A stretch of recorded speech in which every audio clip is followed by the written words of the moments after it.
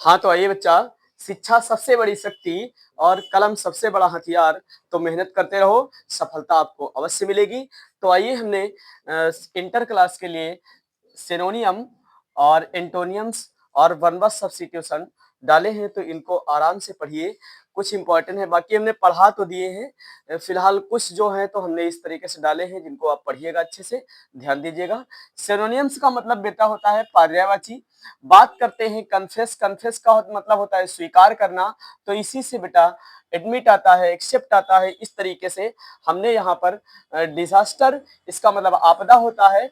Calamity और मिसफॉर्चन, इसका इस सिनोनियम होता है। इस तरीके से एरर का, एरर माने होता है बच्चा गलती, गलती का मिस्टेक है। इस तरीके से इसके दो तीन सिनोनियम हमने और लिखे हैं। इसी प्रकार से आता है हम्बल। हम्बल का मतलब होता है नम्र या विनीत। जो व्यक्ति नम्र होता है, विनीत होता है, उसके लिए बताया गया है। और यहाँ पर आया है बेटा मीक। इस तरीके से हमने दिए हैं। तो यहाँ पर हमने 1 से लेकर 11 तक जो है ये सिनोनियम हमने यहाँ पर लिखे हैं, जो पर्यायवाची हैं, जो आपके बोर्ड के लिए मतलब इंपॉर्टेंट हो सकते हैं। आइए, हमारे पास एंटोनियम्स लिया हुआ है हमने।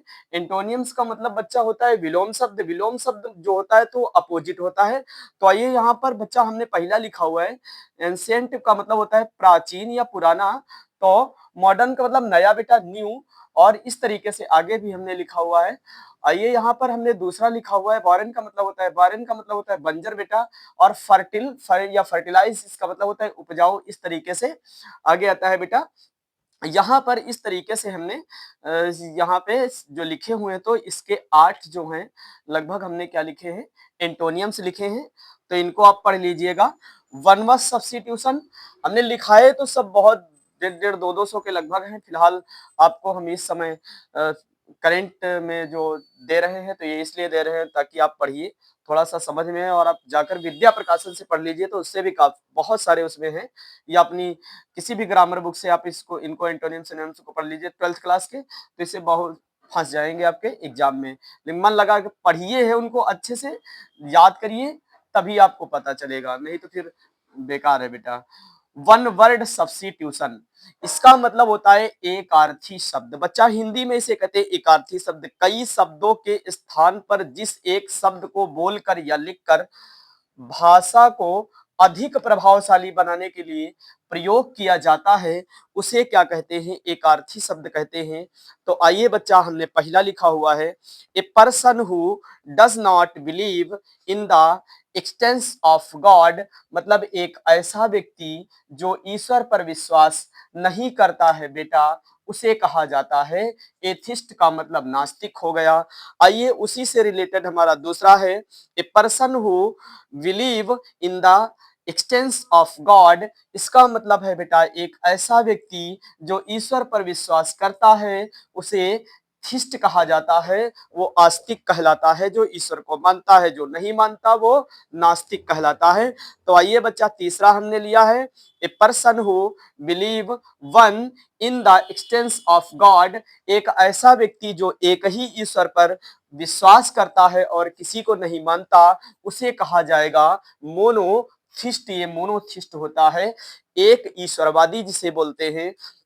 यहां पर आ गया बच्चा अगला, चौथा नंबर है a person who believe many in the expanse of God, जो बहुत सारे ईश्वरों को या बहुत सारे भगवानों पर विश्वास करता है, वो उसे कहा जाता है पॉलीथिस्ट। क्या कहा जाता है, पॉलीथिस्ट। इस तरीके से अगला हमारे पास वन वर्ड सब्स्टिट्यूशन है one who has infinite power. तो बच्चा इनफिनिट पावर, इसका मतलब होता है अनंत या अपार है। जो अनंत है, ईश्वर अनंत है बच्चा, वो अपार है। ना वो किसी के नीचे है, ना वो हो सकता है, क्योंकि उसकी महिमा अपार बताई गई है, वो अनंत है। इसी तरीके से दूसरा बचा है ऑल पावरफुल। तो ऑल पावरफुल का मतलब अलमाइटी, जो ईश्वर है उसके पास सारी शक्तियां हैं। वो हमारी किसको, पूरे ब्रह्मांड को चला रहा है। वो अनंत है, वो निराकार है, वो सर्वशक्तिमान है। तो उसके पास सारी शक्तियां, जो भी चीजें हमें मिल रही हैं वो ईश्वर से ही मिल रही हैं। वो इसलिए उसे क्या कहा गया, अलमाइटी कहा गया। One who has infinite power, इसका मतलब अनंत या अपार। अनंत या अपार कौन हो सकता है, ईश्वर हो सकता है।